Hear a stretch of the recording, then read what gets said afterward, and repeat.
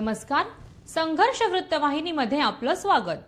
घेऊया ठाणे आणि आसपासच्या परिसरामधील घडणाऱ्या महत्त्वाच्या घडामोडींचा आढावा. आदित्य प्रतिष्ठान तसेच श्री स्वामी समर्थ संस्कार साधना केंद्र ठाणे यांच्या माध्यमातून श्री दत्त जयंतीचा उत्सव मोठ्या उत्साहाने साजरा करण्यात आला. श्री स्वामी समर्थ संस्कार साधना केंद्रामध्ये सकाळपासूनच या उत्सवाला सुरुवात झालेली होती.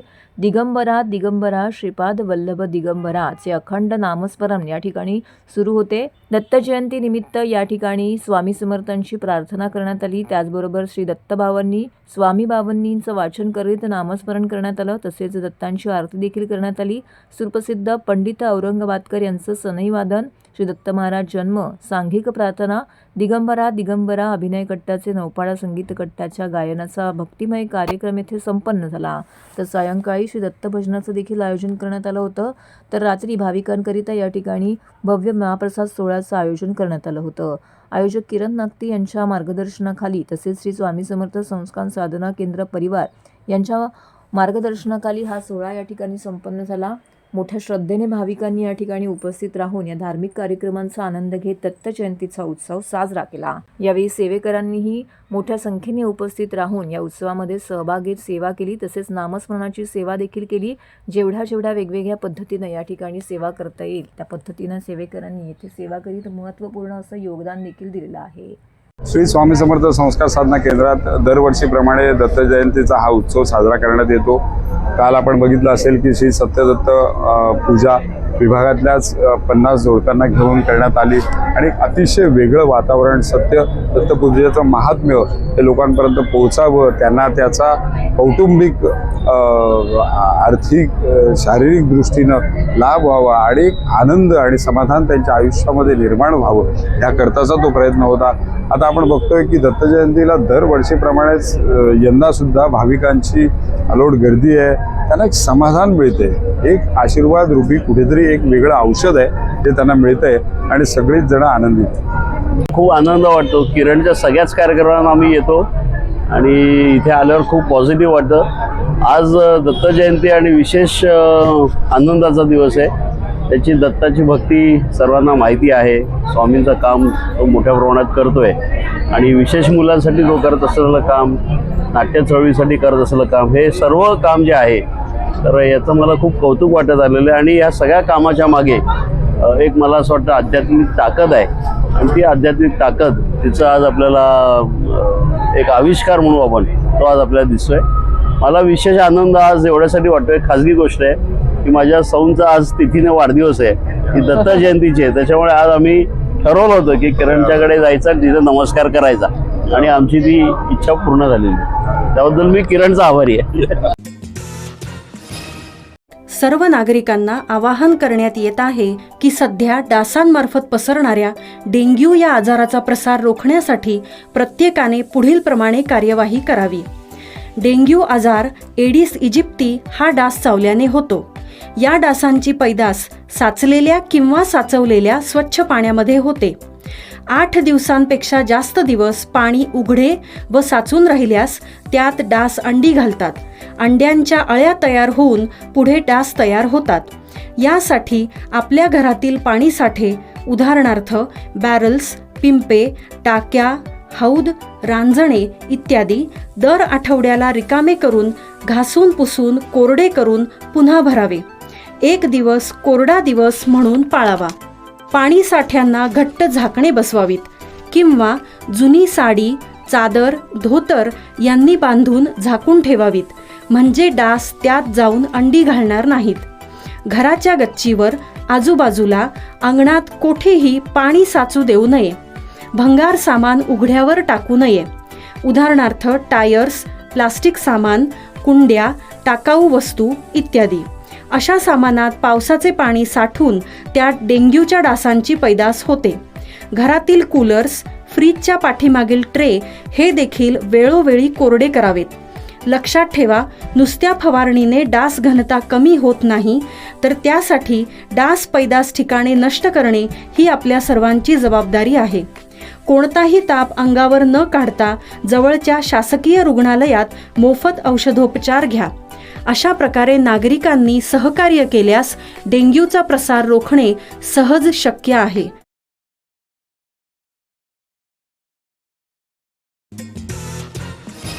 ठाणेकरांचे जीवनमान उंचावण्यासाठी त्यांच्या पायाभूत सुविधांचे उन्नतीकरण करण्याच्या उद्देशाने राज्याचे उपमुख्यमंत्री एकनाथ शिंदे यांच्या मार्गदर्शनाखाली ओवळा माजीवाडा मतदारसंघाचे आमदार परिवहन मंत्री प्रताप सरनाईक यांच्या संकल्पनेतून विविध विकास कामांचं भूमिपूजन व लोकार्पण सोहळा संपन्न झाला. यावेळी ठाणे महापालिकेचे अधिकारी आणि भागातील संदीप डोंगरे, रवी गरद, भगवान देवकाते, हेमंत खांडेकर यांच्यासह माजी नगरसेवक कार्यकर्ते उपस्थित होते. यावेळी बोलताना मंत्री सरनाईक म्हणाले की तत्कालीन मुख्यमंत्री एकनाथ शिंदे यांनी दिलेल्या भरघोस निधीतून ठाणे शहरातील विविध भागामध्ये जलतरण तलाव, समाज भवन, स्मशानभूमींचे लोकार्पण करण्यात आले. सर्व जाती धर्माच्या लोकांना सोबत घेऊन सर्वांचा एकत्रित विकास साधण्यासाठी 80% समाजकारण, 20% राजकारण आणि शिवसेना प्रमुख बाळासाहेब ठाकरे यांच्या विचारांवरती आधारित कार्य करण्यासाठी आम्ही कटिबद्ध आहोत. केवळ निवडणुका डोळ्यासमोर ठेवून काम करण्याऐवजी वर्षातील 365 दिवस सर्वसामान्य जनतेसाठी उपलब्ध असणारे आम्ही कार्यकर्ते आहोत. आनंदनगर ठाणे येथे नव्याने उभारण्यात आलेल्या डॉक्टर APJ अब्दुल कलाम ज्येष्ठ निरूपणकार अप्पासाहेब धर्माधिकारी यांच्या नावाने 2 जलतरण तलावांचं लोकार्पण येथे उत्साहात पार पडले. या आधुनिक जलतरण तलाव प्रकल्पाची निर्मिती परिवहन मंत्री प्रताप सरनाईक यांच्या संकल्पनेतून झालेली आहे. कार्यक्रमाच्या निमित्ताने स्थानिक नागरिक, पदाधिकारी, मान्यवर यांचे मोठ्या संख्येने उपस्थिती लाभली. शहरातील नागरिकांसाठी आरोग्य, क्रीडा, जलतरणाच्या सोयीसुविधा वाढवाव्यात या उद्देशाने हे प्रकल्प उभारण्यात आले असून आधुनिक तांत्रिक सुविधा असलेले हे जलतरण तलाव परिसरातील क्रीडा क्षेत्रातील नवी दिशा देणारे आहे, असं प्रतिपादन मंत्री प्रताप सरनाईक यांनी यावेळी केले.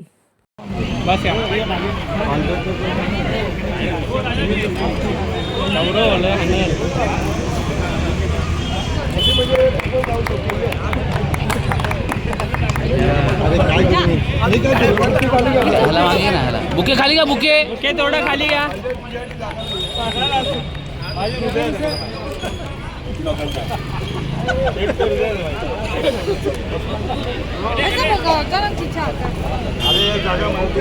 चला भाऊ, हे सावकार नाही.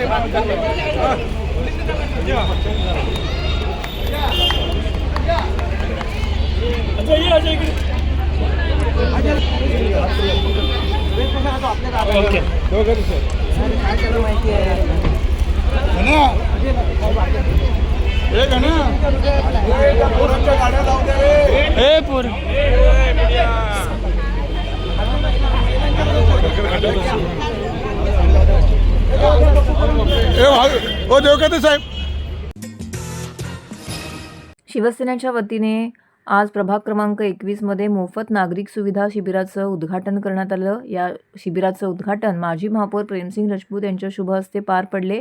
या शिबिरामध्ये नागरिकांसाठी आधार कार्ड, पत्ता बदल, e-Shram card, senior citizen card, मतदान कार्ड, महिला बचत गट, पॅन कार्ड तसेच आयुष्यमान कार्ड यांसारख्या विविध शासकीय सेवांची मोफत सुविधा उपलब्ध करून देण्यात आली. या कार्यक्रमाला यावेळी शिवसेनेचे ठाणे विधानसभा शहर प्रमुख हेमंत पवार, ज्येष्ठ माजी नगरसेवक भास्कर पाटील, उपशहर प्रमुख राजू गजमल, कार्यक्रमाचे आयोजक समाजसेवक प्रीतम राजपूत, समाजसेविका सीमा राजपूत यांच्यासह अनेक मान्यवर आणि शिवसैनिकांची येथे उपस्थिती लाभली. प्रभाग क्रमांक 21 मधील नागरिकांना शासकीय योजनांचा व कागदपत्रांच्या सुविधांचा लाभ एकाच छताखाली मिळावा या हेतूने या शिबिराचं आयोजन करण्यात आलं होतं. आजच्या डिजिटल युगामध्ये नागरिकांना विविध कागदपत्रांसाठी होणारी धावपळ लक्षात घेता असं मोफत शिबिर उपयुक्त ठरत असल्याचंही सीमा राजपूत यांनी यावेळी सांगितलं. आधार कार्ड दुरुस्ती, नव्याने कार्ड काढणे, आयुष्यमान कार्ड नोंदणी, सिनियर सिटीझन कार्ड यासाठी नागरिकांनी मोठ्या संख्येने सहभाग नोंदवला. महिला बचत गटाच्या महिलांनी देखील पॅन कार्डसाठी या शिबिराला स्थानिक नागरिकांचा भरघोस प्रतिसाद मिळाला. कार्यक्रमाच्या यशस्वी आयोजनाबद्दल आयोजक प्रीतम राजपूत, सीमा राजपूत यांच्या उपस्थितीमध्ये मान्यवरांनी विशेष कौतुक केलं. भविष्यातही असे जनहिताचे उपक्रम सातत्याने राबवण्यात येतील असा विश्वासही यावेळी आयोजकांनी व्यक्त केलेला आहे. आमचं काम झालं म्हणजे झालं नाही. कुठल्याही कामाला कधी मोपाडा प्रभागात समाजसेवक म्हणून आहे. तसंच असा मी मुलांना दिलेला आहे. नाही कुठल्याही कामाला कोणालाही पाठवायचं. माझा मुलगा मी गेले 50 वर्ष समाज सेवेत आहे. मुलांना तोच वसाहत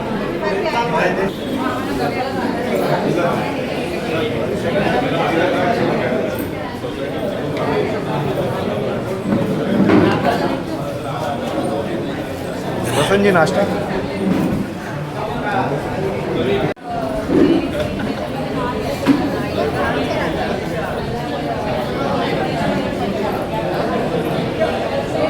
तर्फे प्रीतम राजपूत आणि सीमा प्रीतम राजपूत यांनी वार्ड क्रमांक 21 तर्फे आरोग्य शिबिर आयोजित केलेलं आहे, जे लोकांना आवश्यक आहे असे एक शिवसेना नौपाडा विभागातर्फे सर्व कार्यक्रम राबवित असतात.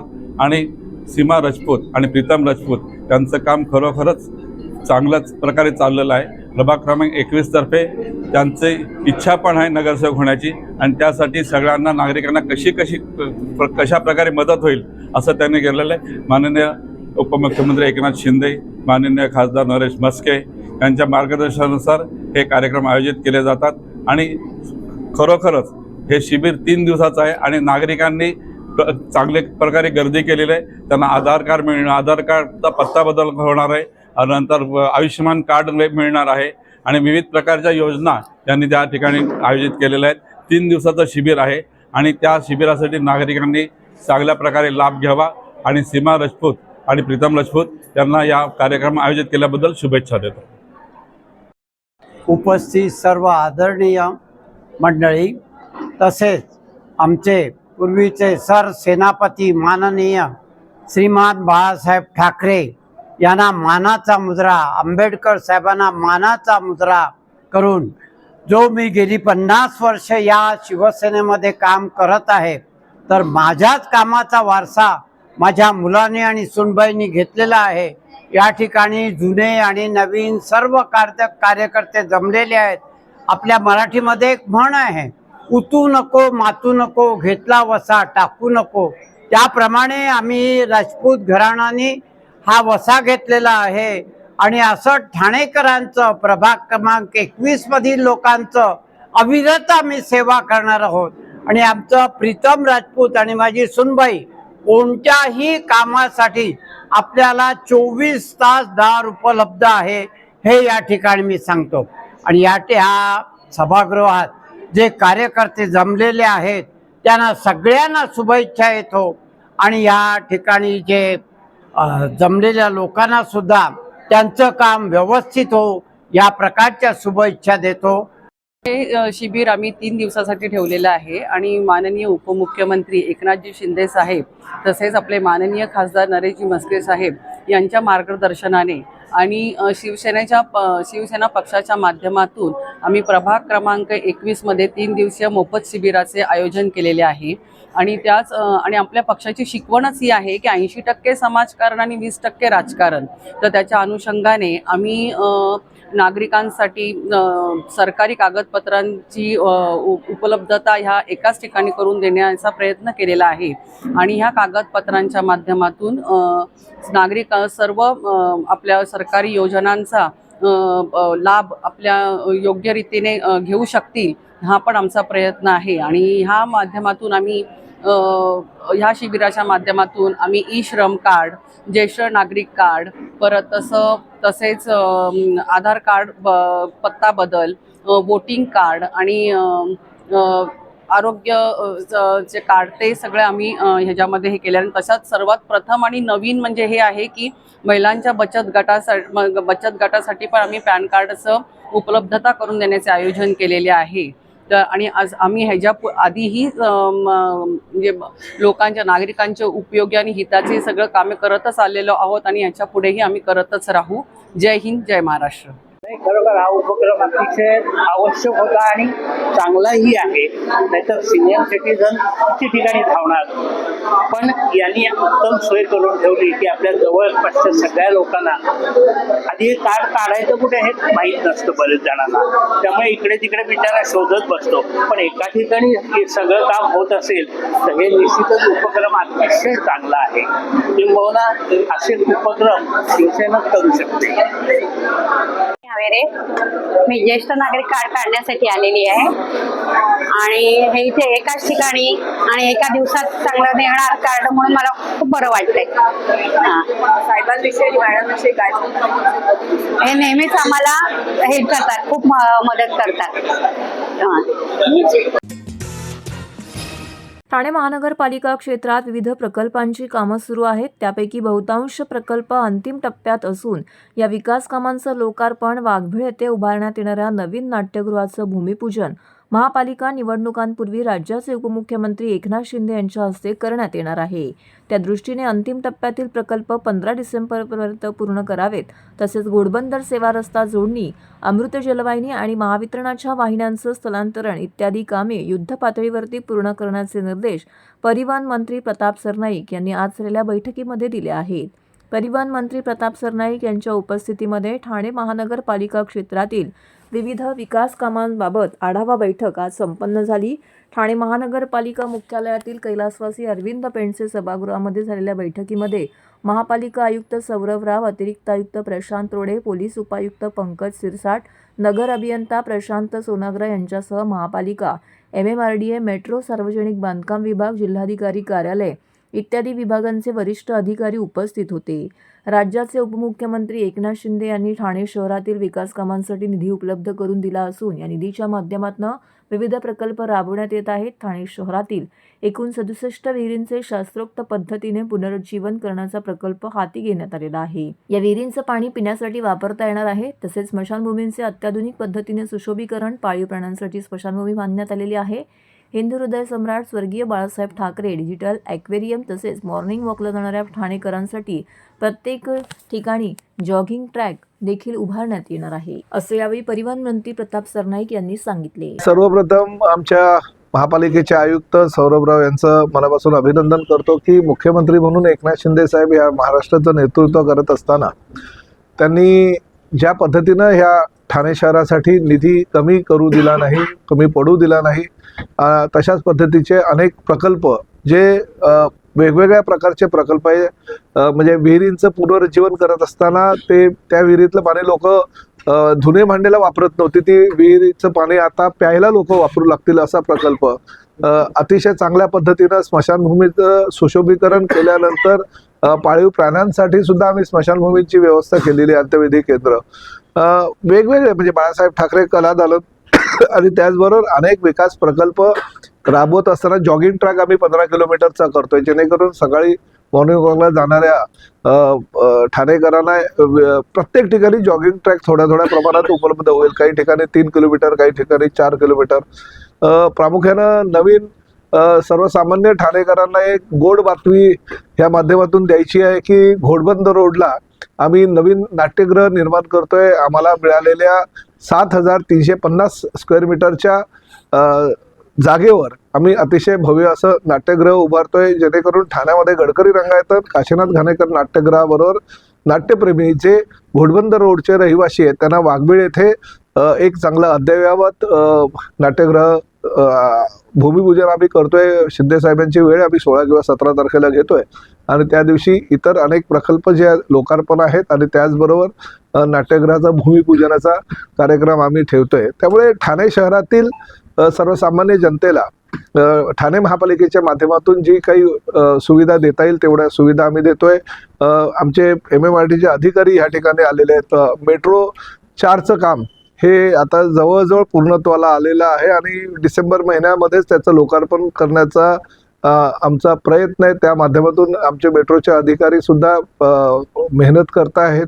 घोडबंदर रोडला वाहतूक कोंडी वारंवार जी होते त्यावर पर्याय म्हणून आम्ही आमचे सगळे ज्या टीम आहेत, काम चालू आहे सर्व्हिस रोड मर्ज करण्याचं. त्यामुळे आमचे पाणी खात्याचे अधिकारी, आमचे विद्युत खात्याचे अधिकारी, आमचे MMRDचे अधिकारी आणि त्याचबरोबर आमचे मेट्रोचे अधिकारी आणि पोलीस, ट्रॅफिक पोलिसांचा समन्वय साधून आम्ही साधारण 15 जानेवारीपर्यंत त्यांना हे काम लवकरात लवकर पूर्ण करण्याच्या सूचना केलेल्या आहेत. आणि प्रामुख्यानं एक नवीन अजून सूचना केलेली आहे. परिवहन खात्याचा मंत्री म्हणून माझ्या RTOचे 5 स्क्वॉड आम्ही त्यांना देतोय ट्रॅफिक पोलिसांना, जेणेकरून वाहतूक कोंडी होत असताना काही लोक विरुद्ध दिशेनं गाड्या चालवत असतात आणि त्यामुळे वाहतूक कोंडी मोठ्या प्रमाणात होते असं निदर्शनाला आलेलं आहे. कारण मी स्वतः वाहतूक कोंडीमध्ये अडकलो होतो. मला सांगायला काही म्हणजे दुर्दैवानं सांगायचं आहे की आम्ही प्रत्येक ठिकाणी एकनाथ शिंदे साहेब आहे, मी आहे, आमचे महापालिकेचे आयुक्त आहेत, आमचे शिरसाट आहेत, DCP प्रयत्न करतायत, परंतु काही अडचणींमुळे हे वाहतूक कोंडी सातत्यानं होत राहते. त्यामुळे वाहतूक कोंडी होऊ नये, आमच्या कामामुळे सर्वसामान्य प्रवाशांना अडचण निर्माण होऊ नये म्हणून माझे RTOचे अधिकारी मी 5 स्क्वॉडच्या माध्यमातून आमच्या DCP ट्रॅफिकना देतोय, जेणेकरून ह्या वाहतूक कोंडीला थोडासा दिलासा मिळतील. तर हे होतं संघर्ष वृत्तवाहिनीचं आजचं बातमीपत्र. उद्या पुन्हा भेटू याच वेळी याच ठिकाणी ताज्या घडामोडींसह. तोपर्यंत नमस्कार.